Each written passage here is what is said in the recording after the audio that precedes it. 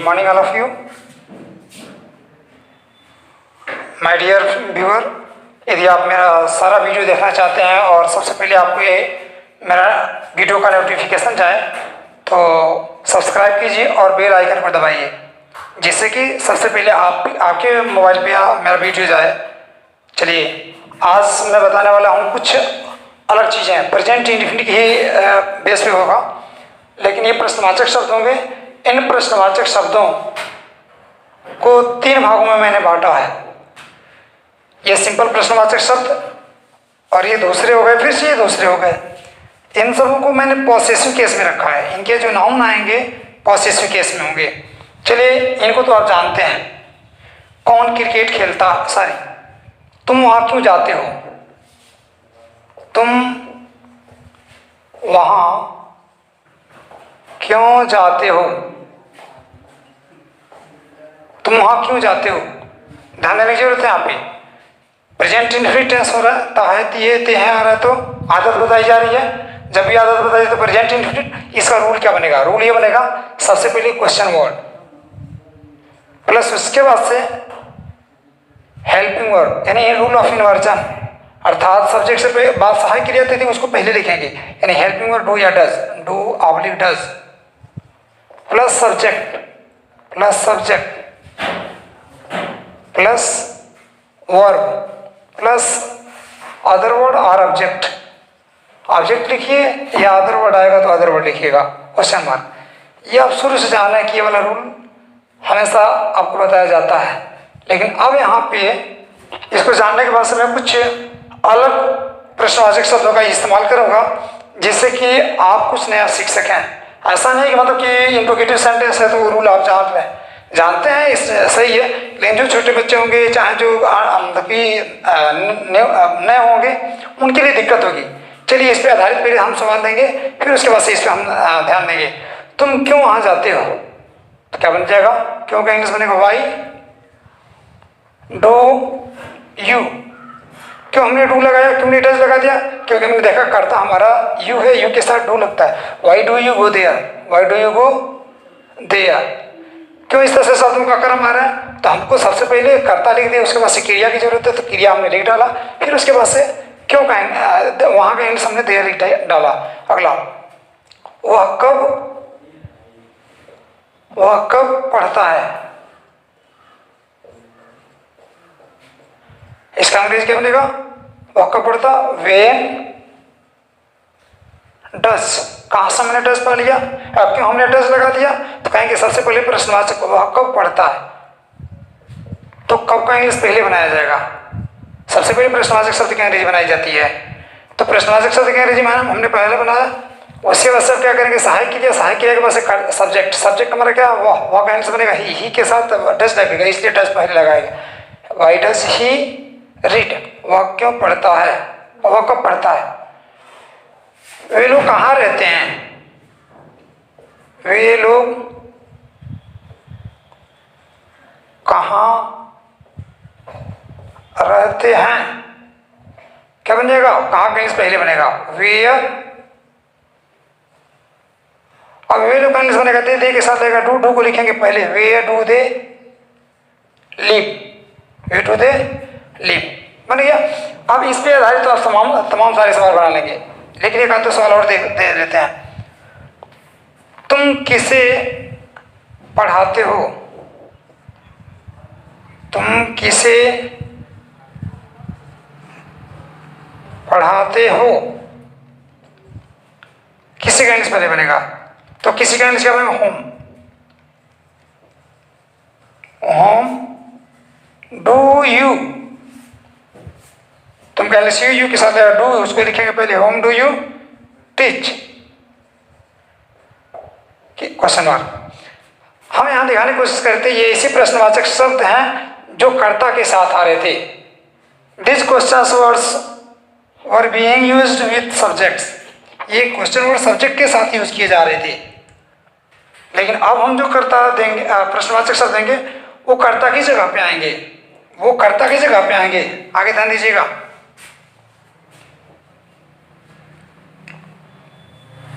अब इस रूल की कोई जरूरत नहीं रह गई। अब हमारा अगला रूल क्या बनेगा, क्वेश्चन वर्ड प्लस वर्ब में यस या यस, वर्ब में it means question word, if question word is as a subject and it is in singular form, then you will have to use singular verb, then you will have to put s or es in the verb to make the verb singular, because your subject is singular and object question mark। ध्यान दीजिएगा, ये rule number 1 रहा question का, ये rule number 2। हाँ ध्यान दीजिएगा, यहाँ पे कौन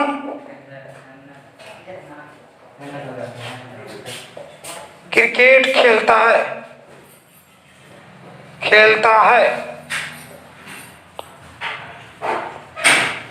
कौन क्रिकेट खेलता है, क्या बन जाएगा, कौन का इंग्लिश बन जाएगा, हु प्ले में ऐसे उठ जाएगा, who plays cricket, who plays cricket, कौन क्रिकेट खेलता है, कौन क्रिकेट खेलता है, हु प्लेज। यहां पे क्यों ऐसे बन गया, जबकि पहला रूल हमारा इंट्रोगेटिव का कह रहा था कि प्रश्नवाचक शब्द, प्रश्नवाचक शब्द जब भी आएंगे तो डू या डज लगाएंगे, उसके साथ उसके बाद से सब्जेक्ट इंग्लिश बनाएंगे, लेकिन यहाँ पे कोई प्रश्नवाचक शब्द ही क्या बनेगा, सब्जेक्ट का काम करेगा, यहाँ पे सब्जेक्ट छिपा रहेगा। ये जो प्रश्नवाचक शब्द होंगे प्रोनाउन को छिपाए रखेंगे या नाउन को छिपाए रखेंगे, तो ये इंट्रोगेटिव प्रोनाउन के रूप में यूज होंगे, इंट्रोगेटिव प्रोनाउन। तो हु प्लेज क्रिकेट। अगला, तुम्हें कौन गाली देता है, तुम्हें कौन गाली देता है, क्या बन जाएगा, कौन का इंग्लिश बनेगा पहले, who abuses you, who abuses you। आप कहेंगे कि तुम तो आया हुआ है, तुम कर्ता का काम करता नहीं, इसको गाली दी जा रही है, काम कौन कर रहा है, ये वाला शब्द कर रहा है, कौन शब्द, तो ये इंट्रोगेटिव प्रोनाउन है और यही सब्जेक्ट का काम कर रहा है, इसलिए हम इसको सब्जेक्ट बनाएंगे और इसके बाद से क्रिया लगा देंगे। तो ये ऐसे प्रश्नवाचक शब्द हैं जिन जो वाक्यों में सब्जेक्ट बनकर करके आया करते हैं। जब जब किसी सेंटेंस में प्रश्नवाचक शब्द सब्जेक्ट बनकर करके आया करेंगे, तब तब हम उनके साथ असर्टिव का नियम लगाएंगे। तो इनके साथ असर्टिव का नियम लग रहा है। हु अब्यूजेस यू, कौन गाली देता है तुम्हें, हु अब्यूजेस यू, उसे कौन मारता है, हु बीट्स हिम, कौन उसे मारता है। अब ध्यान देने की जरूरत है, ये कौन शब्द अकेले है, इसके पहले मैंने लेक्चर दिया हूँ, इसके पहले वाले वीडियो को देख लें। जैसे ये कौन कौन हो जाए तो फिर क्या होगा, यहाँ पे प्रोनाउन नाउन डबल छिपे रहेंगे, जैसे कौन कौन,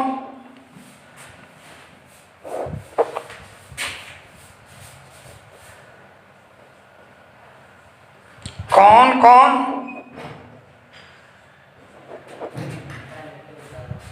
वहां कौन कौन जाते हैं, वहां कौन कौन जाते हैं। तो कौन कौन का इंग्लिश दोबारा बनेगा, हु, अब गोज नहीं बनेगा। देखिए यहाँ पे हम तो क्या कर रहे थे, कौन का इंग्लिश हु बनाते रहे थे और क्रिया में ऐसे या जोड़े थे, लेकिन यहाँ पे नहीं जोड़ पाएंगे। क्यों नहीं जोड़ पाएंगे, क्योंकि ये जो हु शब्द है, हु किस जगह पे कई सारे नाउन छिपे हुए हैं, इसके कारण यह हु शब्द अब प्लुरल रूप में यूज किया जाएगा। तो जब ये प्लुरल हो गया तब इसके साथ क्रिया में ऐसे इसने जोड़ा जाएगा, हु गो, अब गोज नहीं होगा, हु गो, वहां का इंग्लिश बन जाएगा there, who go there question mark, who go there. कोई दिक्कत, आगे चलते हैं। अब इस शब्द का हम यूज करें,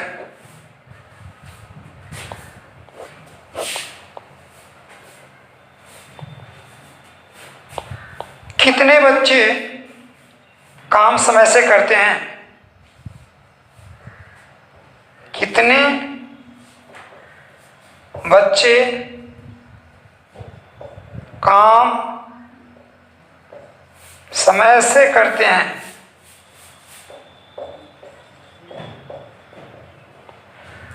अब अब देखिए कितने बच्चे का इंग्लिश एक साथ बनेगा। हाउ मेनी प्लस नाउन, कितना कितने का इंग्लिश हाउ मेनी बन जाएगा, और उसके बाद से उसके साथ जो नाउन होगा उसकी इंग्लिश बनाएंगे। How many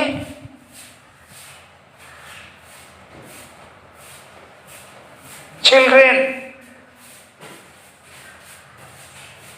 how many children, या हाउ मेनी स्टूडेंट्स भी कह सकते हैं, स्टूडेंट की तरफ इशारा है तो हाउ मेनी स्टूडेंट्स, कितने सारे बच्चे, कितने बच्चे काम समय से करते हैं। देखिएगा इसमें करता यही है, कितने बच्चे, क्रिया को कौन कर रहा है, यही शब्द कर रहा है, ये इंडोगेटिव शब्द है, ये कर्ता के तौर पे आया हुआ है। हाउ मेनी चिल्ड्रेन डू, कितने बच्चे करते हैं काम को, how many children do the work, do the work, समय से, इन टाइम, यानी समय के अंदर,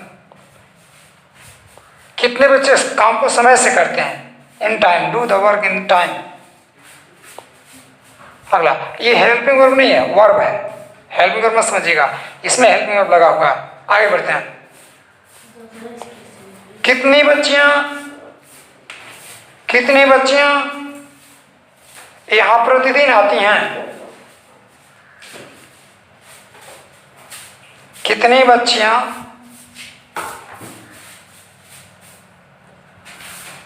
यहां प्रतिदिन पढ़ने आती हैं।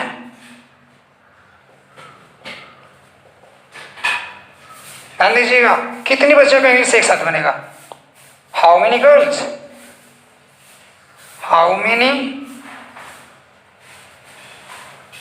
गर्ल्स आती हैं, come, how many girls come, come सब नहीं होगा, how many girls come, singular plural verb है, हाउ मेनी गर्ल्स कम, क्या कर रहे हैं, पढ़ने, कहाँ, यहाँ, प्रतिदिन, how many girls come here,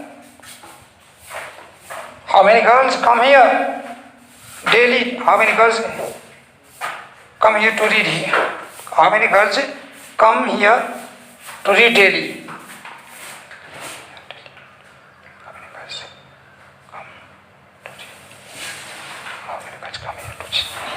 to read. अब यहाँ पे टू रीड क्यों लिखा गया, ये इन्फिनेटिव है, ना नहीं आया, तो जब भी किसी क्रिया में ना नहीं आता तो उस क्रिया के पहले टू लगाया जाता है, तो ये इन्फिनेटिव कहलाता है। How many girls come here to read daily, प्रतिदिन का इंग्लिश क्या बन जाएगा, डेली, एवरी डे, डेली। अगला, विच प्लस नाउन, कौन सा आदमी तुम्हारी मदद करता है, which man help you, sorry helps you, क्या बनेगा, विच मैन हेल्प्स यू। अगर यही हो जाए कौन कौन से लोग तुम्हारी मदद करते हैं, तब वो हु से बन जाएगा। लेकिन कौन सा आदमी तुम्हारी मदद करता है, कौन सा लड़का तुम्हें गाली देता है, विच बॉय, विच बॉय, कौन सी लड़की झूठ बोलती है, कौन सा लड़का अपना काम नहीं करता है, तो विच से ही बनाएंगे, विच प्लस नाउन, तो विच प्लस नाउन ये सब्जेक्ट के रूप में आ रहे हैं। देखिए सिंगुलर सब्जेक्ट यहाँ ये के रूप में यूज किया गया, इसलिए इसके साथ सिंगुलर वर्ब का यूज किया गया है। और आगे बढ़ते हैं, तो यही आप पढ़ रहे थे, प्रश्नवाचक शब्द सब्जेक्ट के रूप में आ रहे थे। अब इन्हीं शब्दों को थोड़ा सा हट के बताने की कोशिश कर रहे हैं, देखिएगा।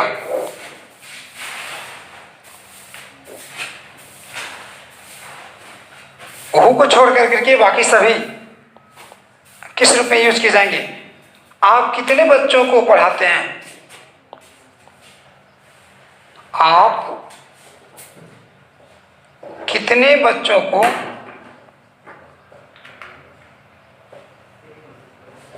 पढ़ाते हैं।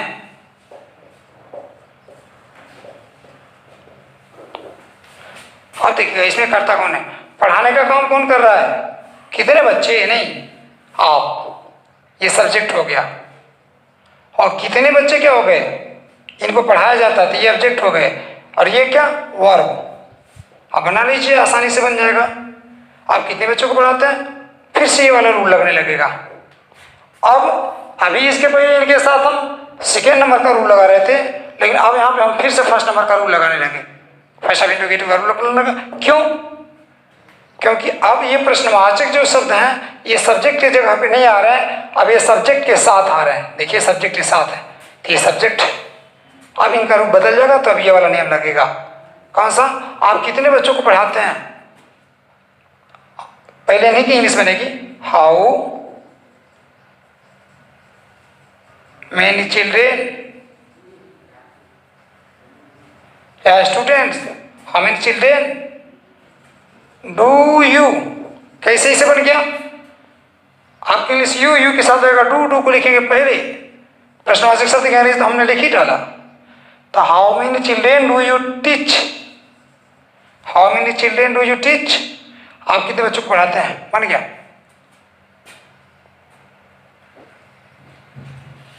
वे लोग कितने बच्चों को गाली दिए या वे लोग कितने बच्चों को मारे,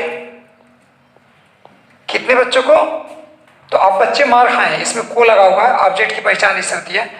तो how many children, how many students,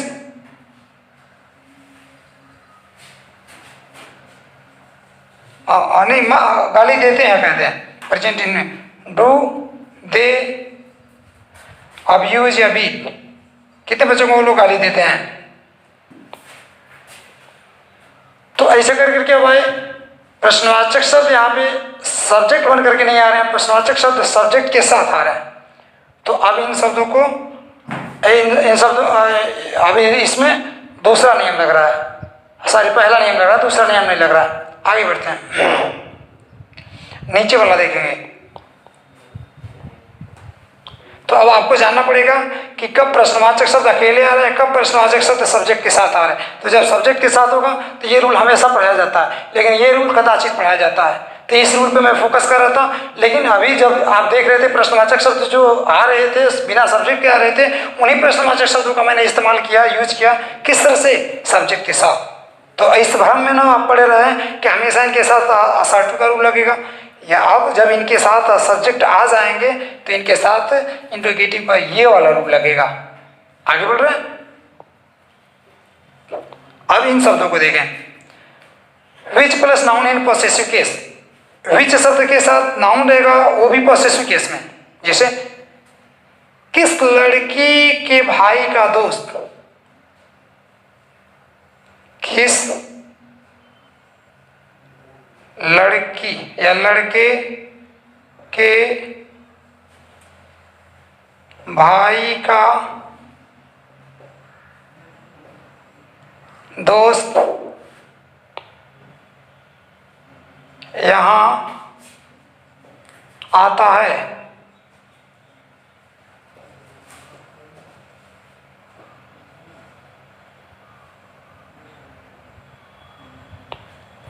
किस लड़के के भाई का, किस लड़के के भाई का दोस्त यहाँ आता है, इसमें सब्जेक्ट देखिएगा। आने का काम कौन कर रहा है? किस लड़के के भाई का दोस्त, ये सब्जेक्ट हमारा हो गया। अब इसको ट्रांसलेट कैसे करेंगे, इस बात को जाना है। किस लड़के के भाई का दोस्त, अब इसकी इंग्लिश क्या बनेगी? यहाँ पे प्रीपोजिशन आएगा, यहाँ पे भी प्रीपोजिशन आएगा, यहाँ पे भी नाउन है, यहाँ पे भी नाउन है। इन दोनों नाउनों को प्रीपोजिशन जोड़ रहा है। फिर इसको बनाने का तरीका क्या होगा? तो देखिएगा, किस लड़के का, विच बॉयज, विच बॉयज, मार्कर कैसे करता है? विच बॉयज, विच बॉयज, किस लड़के का, नहीं एक ही लड़का है तो अपस्टॉफ लगाएंगे, काकी के लिए अपस्टॉफ। विच बॉयज ब्रदर, विच बॉयज, किस लड़के के। अभी इसको ऐसे बनाएंगे, इसका बन गया किस लड़के के, यहां तक बन गया। भाई का दोस्त, इसका इंग्लिश सब इधर से बनेगा, डबल अपस्टॉफ नहीं लगता एक सेंटेंस में, याद रखिएगा, ग्रामर का रूल है। The friend of brother, which boys,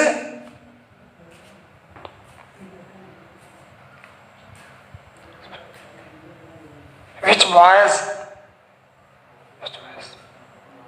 ध्यान दीजिएगा, किस लड़के के भाई का दोस्त, किस लड़के के, which boys the friend of brother, गलत हो जाएगा।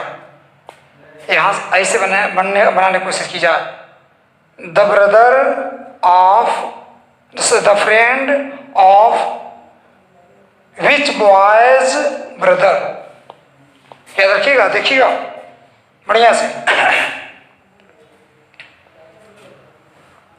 द फ्रेंड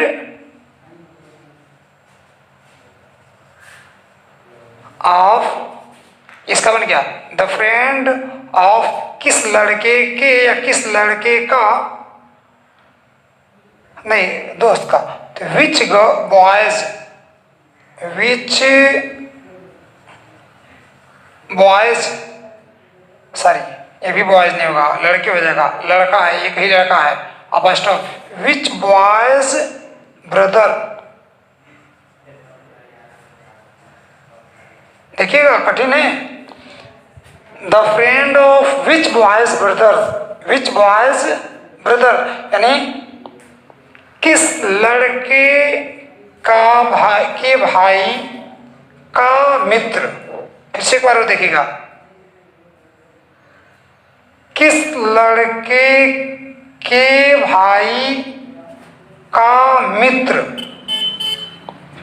आपने अब तक यही जाना है कि सबसे पहले प्रश्नवाचक शब्दों की अंग्रेजी बनाई जाती है, प्रश्नवाचक शब्दों के पहले और क्या लगा सकते हैं, तो प्रश्नवाचक शब्दों के पहले आपने बहुत ज़्यादा अगर कुछ देखा था तो प्रीपोजिशन देखा था, बहुत ज़्यादा अगर आपने देखा था तो प्रीपोजिशन देखा था, अभी वो भी आ रहा है प्रीपोजिशन। लेकिन अब यहाँ पे आपने क्या देखा, एक नाउन भी आया हुआ है, फिर प्रीपोजिशन आया, तब जाकर के प्रश्नवाचक शब्द आया। अगर इसको हम इधर से बनाते विच बॉयज ब्रदर्स फ्रेंड्स, गलत हो जाता। डबल अपस्ट्रॉफ का रूल एक सेंटेंस में नहीं होता है, एक जगह डबल अपस्ट्रॉफ का यूज नहीं कर सकते हैं प्रोसेसिंग के लिए, यानी जब भी दोनों को कनेक्ट करना होगा, जोड़ना होगा, एक दूसरे का अधिकार बताना होगा, तो डबल पॉसेसिव केस का प्रयोग नहीं करेंगे। क्यों नहीं करेंगे? क्योंकि नियम है कि एक जगह पॉसेसिव का यूज करेंगे, बाकी दूसरे जगह ऑफ का यूज करेंगे। हाँ, दोनों जगह ऑफ का यूज किया जा सकता है। आगे बढ़ते हैं, लेकिन इसमें एक और सेंटेंस ले लें।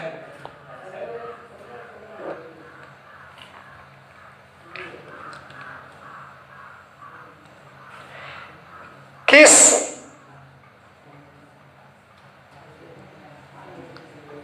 लड़की के पिता, किस लड़की के पिता के गुरु अच्छी अंग्रेजी पढ़ाते हैं।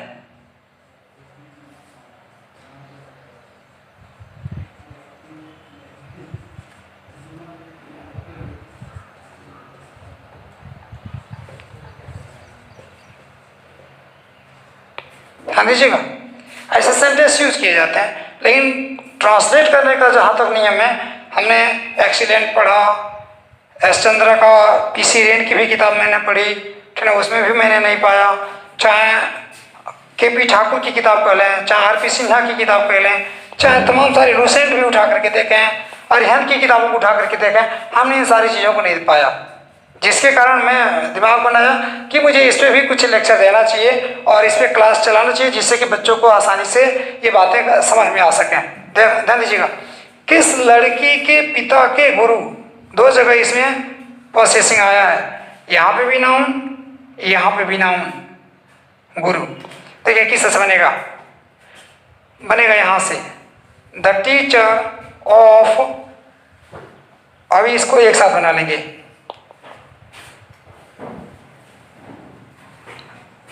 the teacher of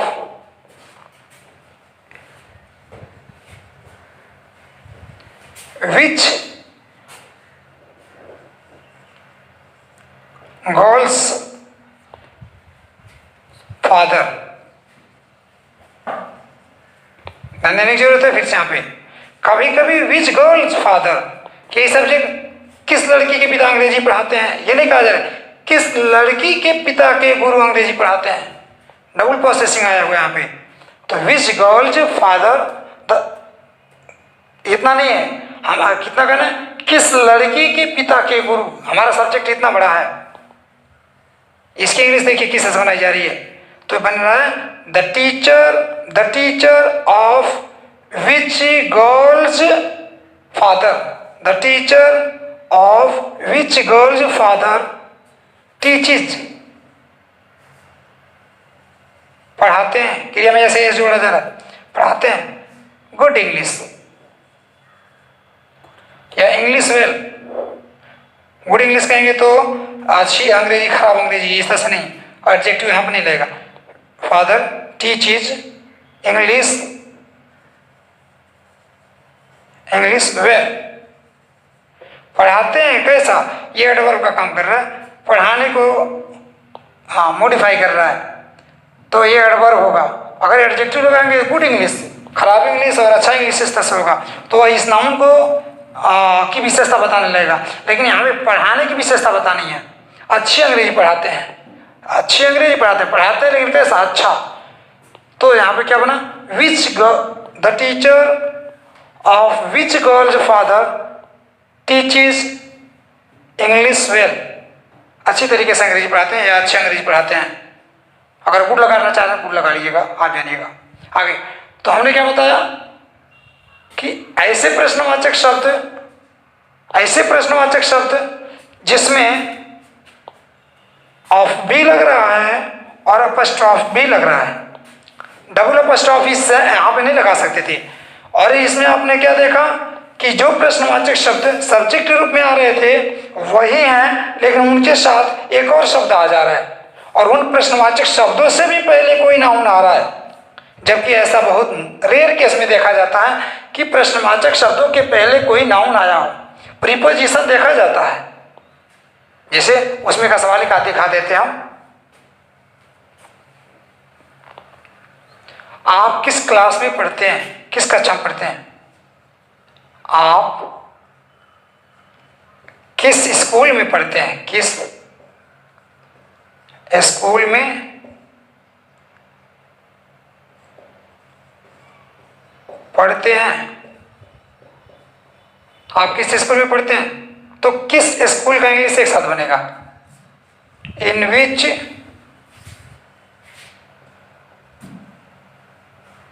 स्कूल, किस स्कूल में आप पढ़ते हैं, इसमें करता है आप है, तो अब डू यू रीड। अब आप सवाल कर सकते हैं कि आपने क्यों इस तरह का रूल लगा दिया। तो हम कहेंगे कि प्रश्नवाचक शब्द नाउन के साथ, सब्जेक्ट के साथ आया हुआ है, तो हम ये वाला रूल लगाएंगे, ये वाला रूल लगाएंगे। यानी क्वेश्चन वर्ड उसके बाद से डू या डज लगेगा, तब सब्जेक्ट लगेगा। तो ये प्रश्नवाचक शब्द सब्जेक्ट के साथ आया हुआ है, लेकिन यही प्रश्नवाचक शब्द सब्जेक्ट के साथ नहीं आता, सब्जेक्ट की जगह पे आता, तो ये वाला रूल लगता। यानी क्वेश्चन वर्ड उसके बाद से तुरंत क्रिया लगाई जाती। लेकिन यहाँ पे क्या है, क्वेश्चन वर्ड के बाद से डू या डज लगाया है। अब डू या डज क्यों लगाया गया है, कर्ता हमारा डू क्यों लगाया गया, तो कर्ता हमारा यू है, यू की वजह से डू लगेगा। अगला, आप इसमें एक और सवाल कर सकते हैं कि किसी प्रश्नवाचक शब्द के पहले क्या कोई दूसरा शब्द आ सकता है, कहेंगे हाँ आ सकता है। ग्रामर तो इससे कहता है कि अगर कोई प्रीपोजिशन आए तो उनको लास्ट में लिखा जाए, लेकिन बोलचाल की भाषा में इसका यूज धड़ल्ले से किया जा रहा है। इसमें आप कैसे क्या करेंगे, इसके बारे में ग्रामर कहाँ कुछ कहीं भी कुछ कहा है। सेंटेंस उठा करके देखिए, चाहे एस चंद्रा जी की किताब, ये पी सीरियल साहब की किताब की उठा करके देखिए इसके बारे में कौन सा रूल दे रहे हैं। अगर मिल जाए तो कमेंट करके कमेंट बॉक्स में डालिएगा, लेकिन हमसे नहीं मिला है। आगे बढ़ते हैं। In which school do you read, किस स्कूल में आप पढ़ते हैं, इसको ऐसे भी बना सकते हैं, विच school do you read in, इनको लास्ट में लिख सकते हैं, कोई इसमें दिक्कत नहीं है, शुरू में भी लिख सकते हैं। अगला, तुम किसके साथ जाते हो, तुम किसके साथ जाते हो। अब देखिएगा, किसके साथ, विथ होम, किसके साथ का इंग्लिश बन गया। सबसे पहले प्रश्नवाचक शब्द की इंग्लिश बनानी है, तो विथ होम डू यू गो, क्यों इस तरह से ये रूल हो गया? तो कहेंगे ये प्रश्नवाचक शब्द सब्जेक्ट के साथ आया हुआ है तो हम ये वाला तो रूल लगाएंगे, इसलिए इस तरह का कर दिया गया। विथ होम डू यू गो। अब फिर से बताने की कोशिश कर रहा हूँ कि प्रश्नवाचक शब्द के पहले कोई दूसरा शब्द नहीं आ सकता। प्रीपोजिशन के लिए हल्की फुल्की इजाजत है, इसको बाद में भी लिखा जा सकता है। देखिए बाद में लिख कर किस तरह से होगा, home do you go with, इस तरह से भी हो जाएगा। लेकिन आप लर्नर हैं, बेसिक लर्नर हैं, तो बेसिक लर्नर तो इसे ही सीखे बढ़िया रहेगा। लेकिन वो यहीं पे बता दिया जा रहा है कि हाँ इसको बाद में ही लिखा जाना कहीं ज़्यादा बेहतर होगा, लेकिन शुरू में भी लिखते कोई दिक्कत नहीं। और आगे बढ़ते हैं। वह कहां से आती है? वह कहां से आती है? कहां से, कहां कहेंगे तो वेयर बनेगा, कहां से? फ्रॉम वेयर, फ्रॉम वेयर आती है। वह तो प्रश्नवाचक शब्द सब्जेक्ट के साथ है तो इसलिए हम डज लगेगा। Does he see, from where does C come, मालूम है, सब पता है, सब बता दिया गया। तो यहाँ पे क्या है, तो फ्रॉम वेयर डज सी कम, तो इस फ्रॉम शब्द को हम लास्ट में भी लिख सकते हैं। किस तरह से हो जाएगा तब, where does C come from, कोई दिक्कत, शायद इसमें कोई दिक्कत नहीं होगी। तो आपने जाना प्रश्नवाचक शब्द, फिर से हमने जाना प्रश्नवाचक शब्द सब्जेक्ट के रूप में, प्रश्नवाचक शब्द सब्जेक्ट के साथ, प्रश्नवाचक शब्द सब्जेक्ट के की जगह पे, प्रश्नवाचक शब्द यही प्रश्नवाचक शब्द जो सब्जेक्ट की जगह पे आ रहे थे सब्जेक्ट के साथ वो भी आने लगे। अब फिर से अगला प्रश्नवाचक शब्द मैंने आपको बताया कि प्रश्नवाचक शब्द के साथ पॉसेसिव केस, और वो भी एक पॉसेसिंग है, वहां पे नहीं है, डबल पॉसेसिंग है। तो अब यहाँ पे हम इसका रूल दे दिए इसके पहले। अब फिर से इसके बाद से मैंने बताया प्रीपोजिशन लगे रहेंगे तो फिर क्या करेंगे, तो प्रीपोजिशन भी लगा करके मैंने दिखाया। तो ये इसमें से अभी मैंने इसका प्रयोग किया, इसका प्रयोग करके देखा जा। चलिए, हाउ मेनी प्लस पॉसेसिव,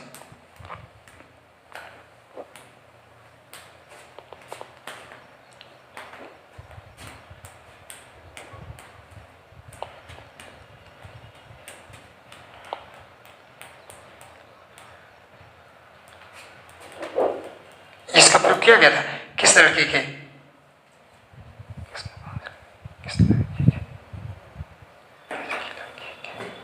हाँ अब देखिएगा किस लड़की का किया गया था, किसकी लड़की के, किस नहीं बोला जा रहा है, किसकी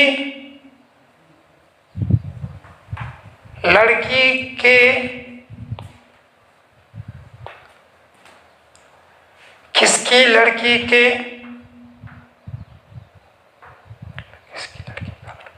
किसकी लड़की का लड़का, किसकी लड़की का लड़का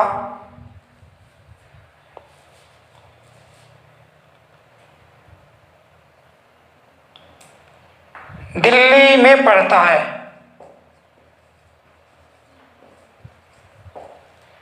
पढ़ाता है कहिए,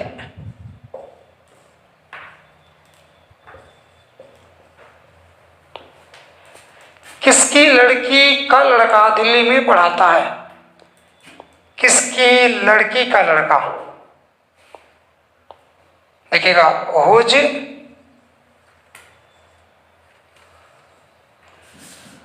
गर्ल्स यानी किसकी बेटी, किसकी डॉटर भी कह सकते हैं यहाँ पे, हुज डॉटर्स, हुज डॉटर्स, किसकी बेटी का लड़का, बॉय या सन कहिए यहाँ पे, सन टीचेज इन दिल्ली, क्वेश्चन मार्क क्या। लेकिन यहाँ पे डबल प्रोसेसिंग अभी इसमें आया था, किस लड़की के पिता के दोस्त, किस लड़की के, इसको भी बना सकते हो सच, किस लड़की के लड़के का दोस्त, ऐसे भी कर सकते हैं, लेकिन थोड़ा सा टेढ़ा बहुत कम यूज में आया करता है, लेकिन अगर कभी आ जाए तो यही वाला रूल लगेगा। इसके पहले अभी जो रूल मैं बताया। चलिए, अब तक मैं बता रहा था प्रश्नवाचक शब्दों का कमाल प्रेजेंट इंडिफिनिट में कि प्रश्नवाचक शब्द किस तरह से यूज किए जाते हैं। तो प्रश्नवाचक शब्दों को मैंने एक बार और फिर से दोहरा करके बता दूं आपको, बताया यूज कि प्रश्नवाचक शब्द सब्जेक्ट के साथ आएंगे, तो ये वाला रूल आपको दिखाया फर्स्ट रूल, तब डू या डज लगाएंगे, फिर से उसके बाद से सब्जेक्ट लगाएंगे, फिर से उसके बाद से मैंने बताया कि ये प्रश्नवाचक शब्द सब्जेक्ट की ही जगह पे आएंगे, प्रश्नवाचक शब्द सब्जेक्ट की ही जगह पे आएंगे। फिर से आगे मैंने बताया कि यही प्रश्नवाचक शब्द सब्जेक्ट के साथ भी आ सकते हैं। फिर से अगला रूल मैंने बताया कि इन प्रश्नवाचक शब्दों के पहले भी कोई किसी नाउन का प्रयोग किया जा रहा है, और जो नाउन आ रहे हैं वो पॉसेसिव केस में है, वो पॉसेसिव केस में, जबकि ये प्रश्नवाचक शब्द ही पॉसेसिव में है। तो इस तरह से इतने पॉसेसिव, डबल पॉसेसिव यूज किए जा रहे हैं। फिर से उसके बाद मैंने बताया कि प्रश्नवाचक शब्दों के पहले प्रीपोजिशन लगाना। तो हमने कितना रूल बताया, 1 2 3 4 5, 5 तरह के प्रश्नवाचक शब्दों का हमने यूज दिखाया आपको, ठीक ना। आपको भले ही यूजलेस मालूम पड़ रहा है, लेकिन आप अच्छी अंग्रेजी जब जानने की कोशिश करेंगे तो यही चीजें आपको आकर करके फंसाने की कोशिश करेंगी। इसको ट्रांसलेट करना बड़ी कठिन होगा। हाँ, आपकी जानकारी अगर बढ़ जा रही है तो हो सकता है कि अपनी जानकारी के बलबूते ऐसा कर लें, लेकिन बिगिनिंग पीरियड में आप इसकी जानकारी अगर हासिल करते हैं तो छोटी मोटी बात नहीं है, बहुत अच्छी बात है। इतना ही के साथ मैं आज अपना क्लास खत्म करता हूँ और फिर हम मिलेंगे अगले क्लास में। धन्यवाद।